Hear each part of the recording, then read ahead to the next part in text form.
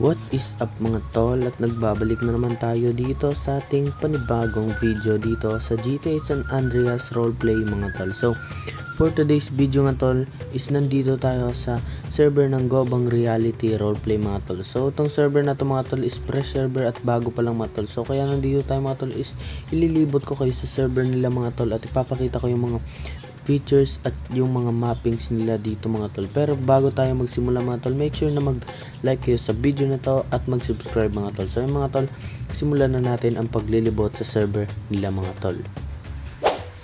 Unang-una mga tol is itong kanilang HP mga tol. So itong HP nila mga tol is kung makikita nyo sa harapan pa lang mga tol is meron ditong parking lot para sa mga sasakyan natin mga tol. Tapos dito naman sa gilid ng parking lot is meron tambayan at mga business tulad ng Burger Shot at 7-Eleven mga tol. Ito silang dalawa mga tol. So ayan, dito naman sa ating All Saints General Hospital is pinagalo na nila yung General Hospital at yung ating All Saints. So dito yung deliver patient nila sa harap ng ng tawag dito ng hospital, dito sa harap ng hospital yung deliver patient. Kung makikita nyo dito, kadalasan kasi mga tol is nasa likod, so dito nila nilagay sa harap. So pagpasok nyo dito sa HP nila mga tol is meron agad ditong mga kasulat na welcome to GRRP Hospital. And dito naman sa kanilang desk mga tol, desk is meron sila ditong buy insurance, buy medicine at send to doctor. So meron silang send to doctor system dito mga tol.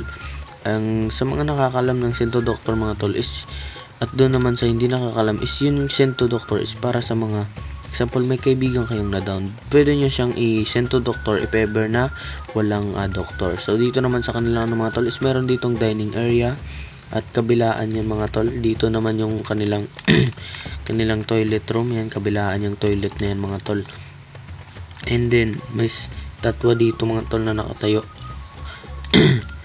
Tapos dito naman sa kanilang pintuan dito banda is meron naman ditong surgery room. So ang surgery room mga tol is para sa mga magre-recover mga tol. So kung makikita nyo yung kurtina, parang realistic na kurtina mga tol.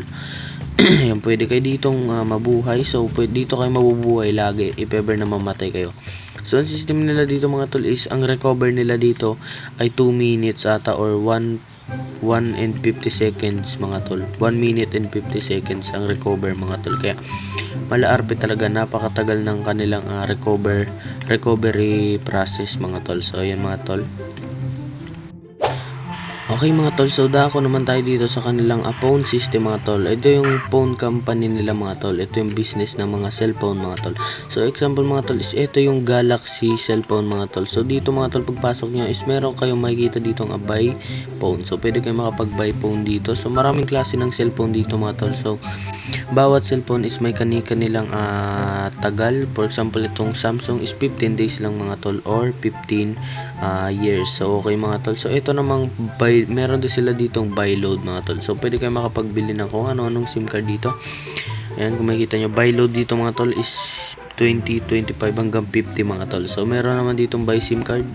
Yan, itong buy SIM card mga tol is maraming SIM card dito mga tol. So dito Globe, TM, Smart at TNT. So iba-iba sila ng signal mga tol. Example, mahina yun dito pero malakas yung Globe dito mga tol. So ayun, malatot ang buhay talaga mga tol. So ayan mga tol, meron sila ditong Samsung Galaxy cellphone shop mga tol. So ayun nga, napakaangas mga tol. Dako naman tayo dito sa kanilang police department mga tol. Dito naman sa kanilang police department mga tol is open interior din to mga tol. So yun mga tol, pag dito kayo sa exterior niya mga tol is napakalaki niya mga tol. Kung makikita nyo yan o. Yan o. Tapos dun to yung garage ng mga police car. So dito mga tol is pagkakit nyo dito is makakapasok agad kaya wala ng Y and F mga tol. Yan, open interior na to mga tol. So meron sila ditong gun license system.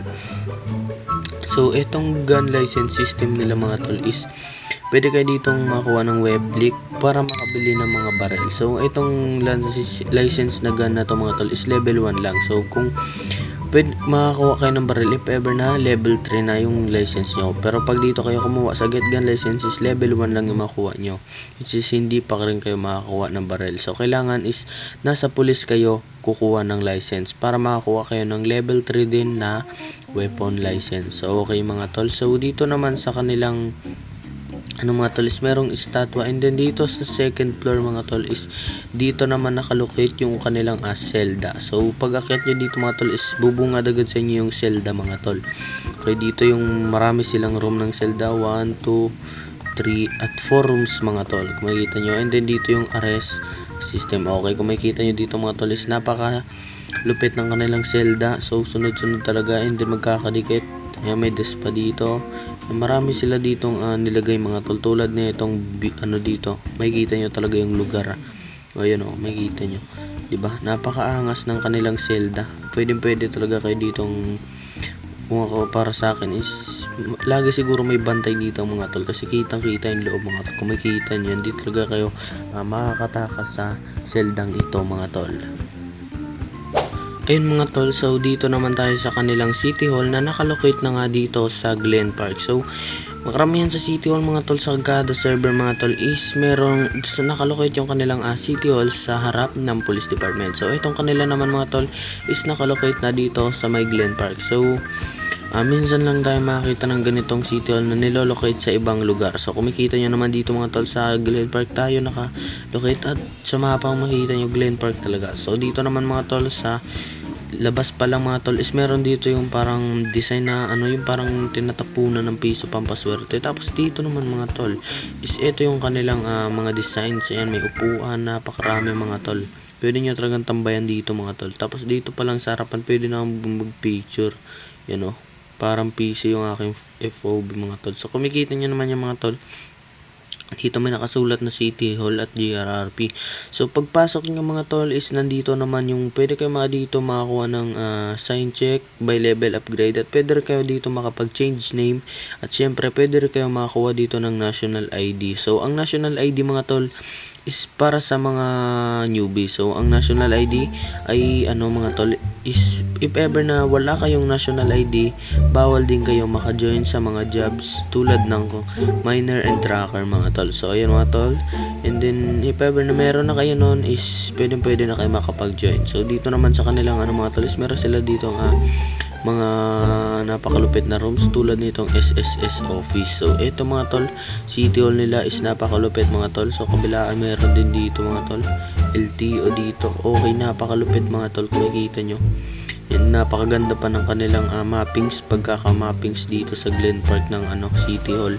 Yan, for sure mga tol, ilang araw, hindi ko lang alam kung ilang araw to, pero alam ko napakahirap nitong gawin mga tol, kasi dito pa lang sa sa labas na to, exterior, napakahirap na agad yan mga tol. So yan, makikita nyo naman yan, yung pa lang, kahit ako parking lot na to, hindi ko nakaya to napakaangas sila maggawa mga tol so napakalupit mga tol.